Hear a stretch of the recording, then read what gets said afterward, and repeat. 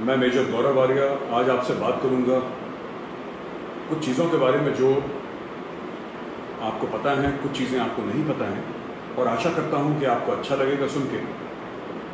पुष्पेंद्र भाई ने बोला कि आप लोग सुनना पसंद करेंगे, तो ख़ासतौर से मैं कश्मीर घाटी में जो हो रहा है आजकल, उसके पीछे क्या चीज़ें हैं, उसके पीछे क्या कारण है। तो इतिहास से शुरू करते हैं। जो कश्मीर घाटी का इतिहास है, ये कहाँ से शुरू हुआ, कश्मीर में जो आतंकवाद है ये कहाँ से शुरू हुआ, किसका फ़ायदा था, किसका नुकसान हुआ, और आज का क्या माहौल है, कल क्या होगा। पीओके की बात लोग काफ़ी करते हैं, तो सबको पता है, आपको भी पता होगा किस तरीके से महाराजा जो कश्मीर का था वो ये चाहता था कि कश्मीर इंडिपेंडेंट रहे, कश्मीर आज़ाद रहे। फिर पाकिस्तानी कबाइली आए, पाकिस्तानी कबाइलियों ने अटैक कर दिया, बारामूला तक आ गए। तब महाराजा को लगा कि नहीं, हिंदुस्तान के साथ जाना चाहिए।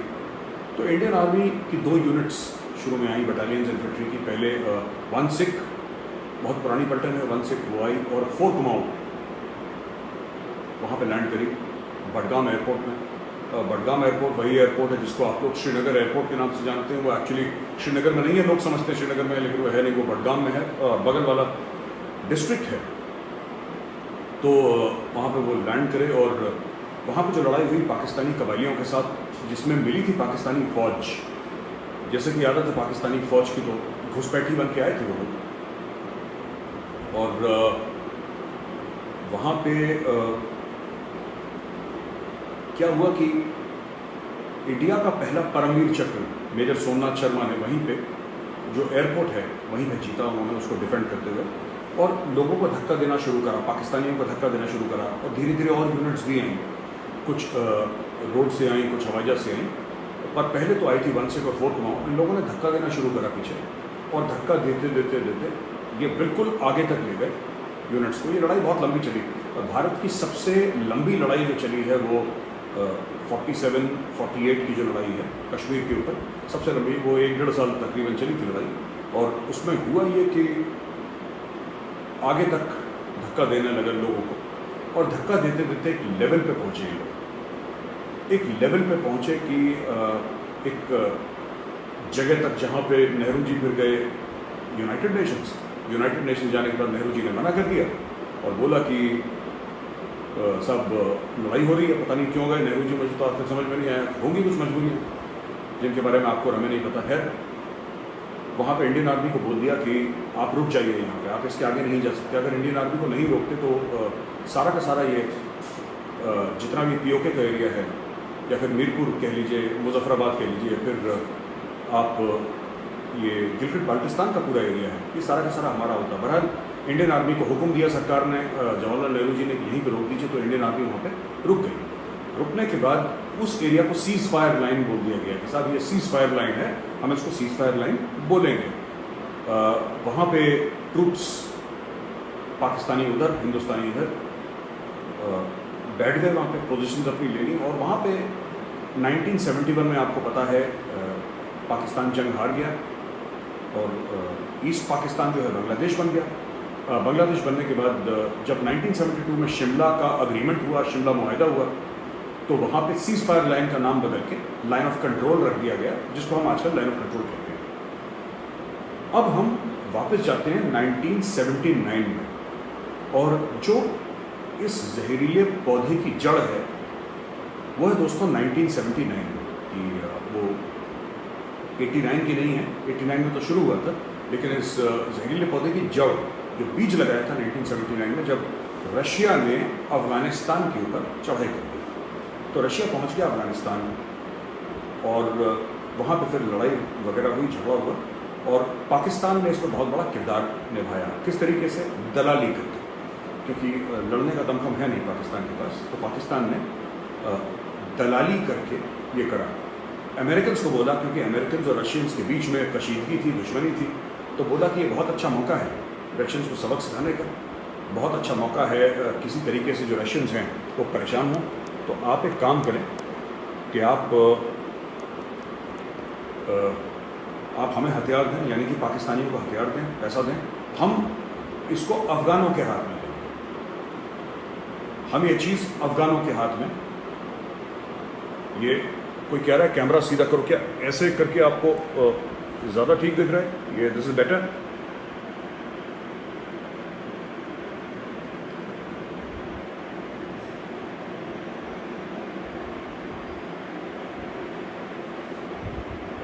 अब कोई कह रहा था कैमरा सीधा करना है, तो एक मिनट ये देख लेता हूँ कि ये ज़्यादा बेहतर है।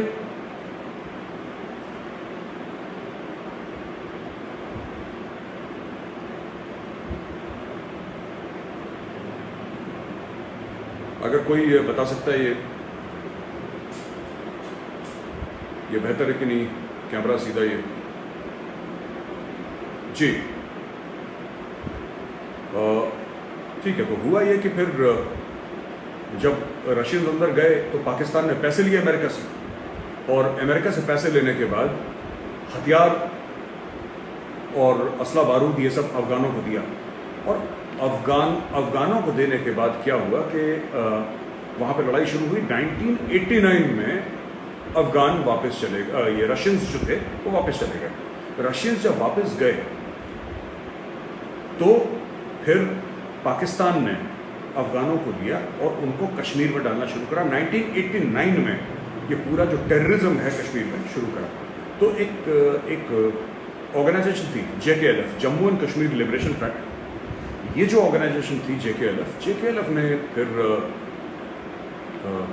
वहाँ पे एक्शन करना शुरू करा। JKLF का ये कहना था कि कश्मीर की आज़ादी के लिए हम लोग लड़ रहे हैं, और कश्मीर तो पाकिस्तान ने भी कब्जा कर रखा है, तो हमें फिर हिंदुस्तान से भी आज़ादी चाहिए और पाकिस्तान से भी आज़ादी चाहिए। तो ये ISI को अच्छा नहीं लगा। ISI को अच्छा नहीं लगा तो ISI ने फिर JKLF के लीडर्स को मारना शुरू कर दिया। तो जो JKLF के लीडर्स को मारा वो कंट्रोल में नहीं थे। फिर उन्होंने क्या करा कि और तंजीमें और टेररिस्ट ऑर्गेनाइजेशंस वहाँ पे शुरू करी कश्मीर में। तो ऑर्गेनाइजेशंस इस तरीके से थी जैसे कि कोई कह रहा है साहब पंखे की आवाज़ आ रही है, आप एक मिनट रुकिए, मैं पंखा ही बंद कर देता हूँ।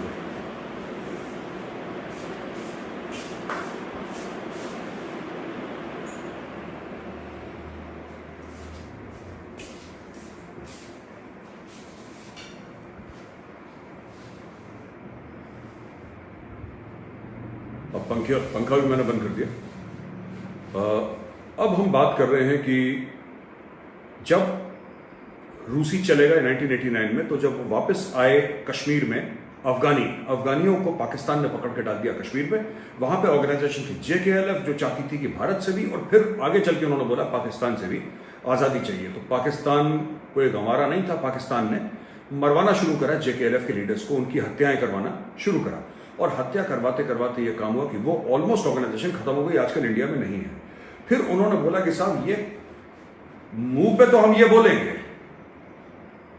मुंह पे हम ये बोलेंगे कि हमें कश्मीर की आजादी चाहिए, दुनिया को ये बोलेंगे कि हम कश्मीर की आजादी के लिए लड़ रहे हैं,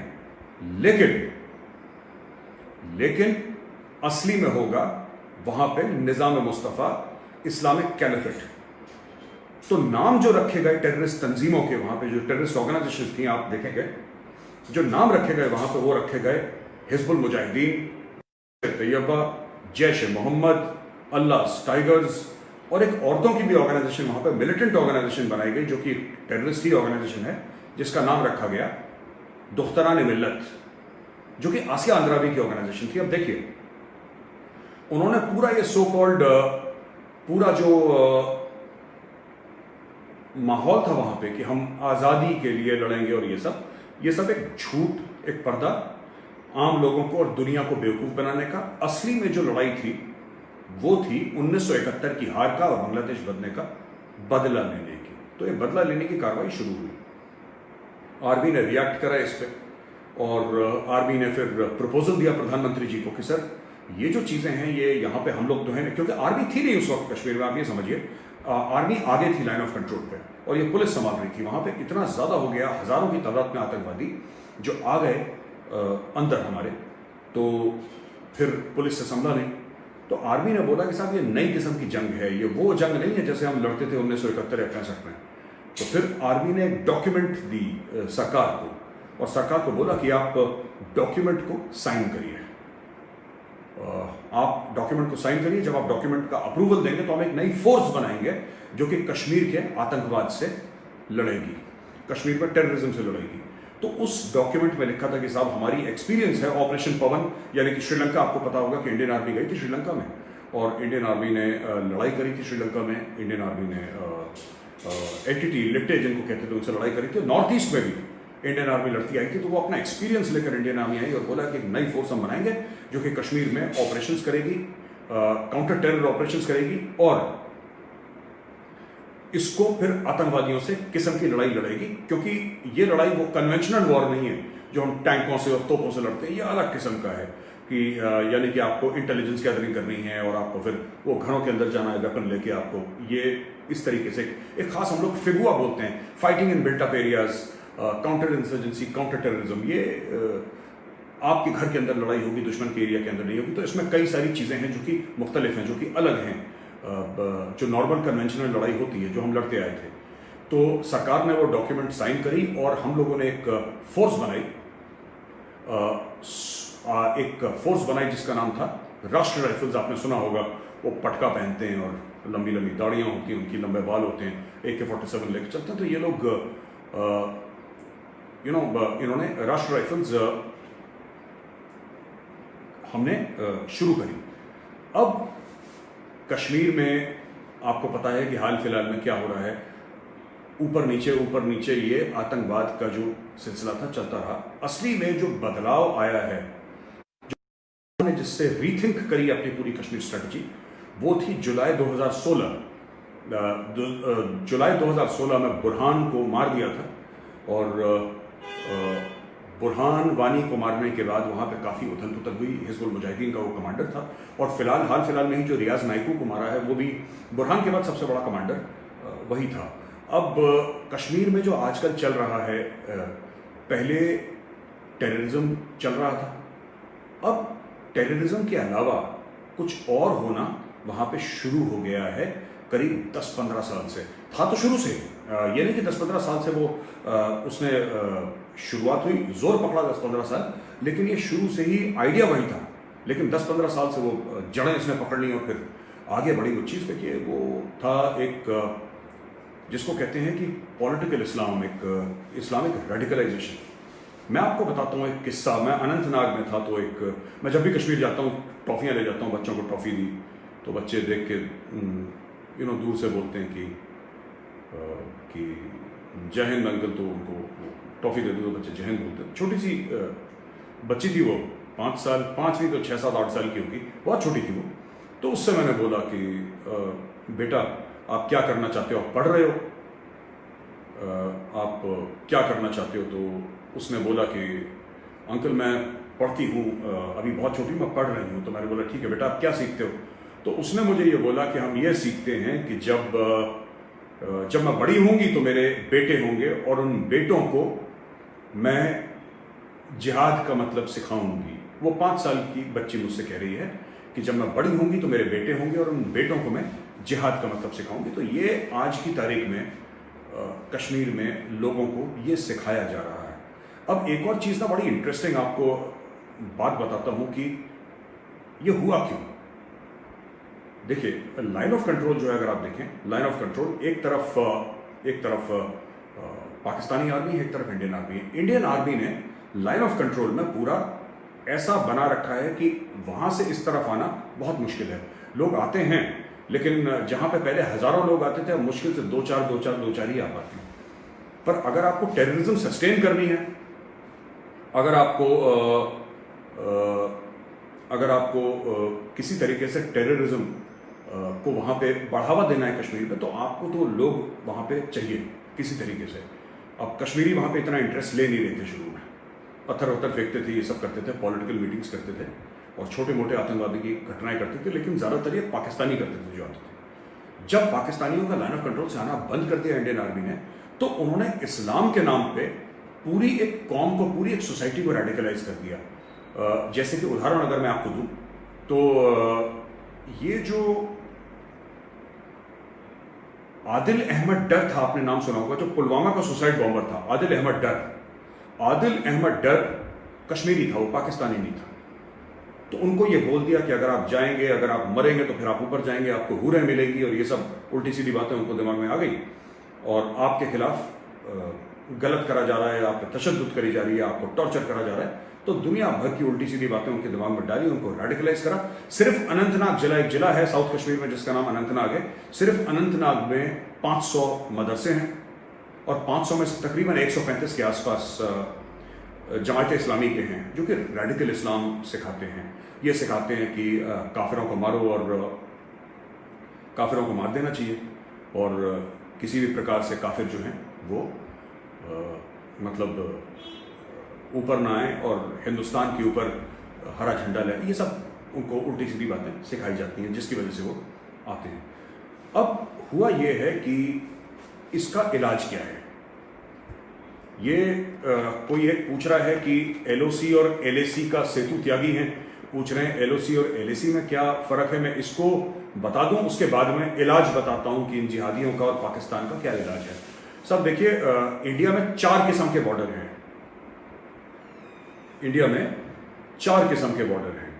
एक आपका है इंटरनेशनल बॉर्डर, ठीक है sir. International border, international border वो है जो यूनाइटेड नेशंस मानता है, जो दोनों मुल्क मानते हैं। ये आपको मिलेगा पंजाब में, ये आपको मिलेगा राजस्थान में, गुजरात में, और ये ऊपर तक अगर आप चले जाएंगे तो आपको ये जम्मू के नीचे वाले एरियाज तक, ये सांबा वाबा इस एरिया तक आपको इंटरनेशनल बॉर्डर, आरएसपुरा, ये सब इंटरनेशनल बॉर्डर है, तो ये इसको इंटरनेशनल बॉर्डर कहते हैं। उसके बाद आता है लाइन ऑफ कंट्रोल, और international border by the way वो बंगाल वाला उस साइड, ईस्ट साइड में पूरा इंटरनेशनल बॉर्डर है। बंगाल के साथ, बंगाल का जो बांग्लादेश के साथ है वगैरह वगैरह, वो सब इंटरनेशनल बॉर्डर है। उसके बाद आता है आपका line of control. Line of control आपका है जेएनके में। तो जेएनके में जो लाइन ऑफ कंट्रोल है, ज्यादातर ये 750, 760, 770 किलोमीटर का मोटा मोटी ये लाइन ऑफ कंट्रोल है। लाइन ऑफ कंट्रोल वो है जो मैंने आपको पहले बताया था कि जहां पे हमने हमारी फौजें आके रुक गई थी, 1947-48 में सीज फायर डिक्लेयर हो गया था, वो लाइन ऑफ कंट्रोल है। एलएसी है line of actual control. Line of actual control हम लोग चाइना के साथ बोलते हैं। जो चाइना के साथ बॉर्डर है उसको हम कहते हैं लाइन ऑफ एक्चुअल कंट्रोल। वहां पे 1967, 1968 के बाद गोली नहीं चली, और वहां पे सब कुछ ठीक ठाक चल रहा है। वहां पे बस कभी कभी थोड़ा सा मुक्का उक्का लात चल जाती है, गोली वोली नहीं चलती वहां पे। तो उस मामले में ये शांत है। और उसके बाद है AGPL, actual ground position line. Actual ground position line है ऑपरेशन मेघदूत, यानी कि सियाचिन ग्लेशियर। सियाचिन ग्लेशियर पे जो इंडिया और पाकिस्तान का एरिया है उसको कहते हैं एक्चुअल ग्राउंड पोजीशन लाइन। तो दोस्तों 4 किस्म के बॉर्डर इंडिया में हैं। International border, line of control, line of actual control और एजीपीएल, ये एक्चुअल ग्राउंड पोजीशन लाइन।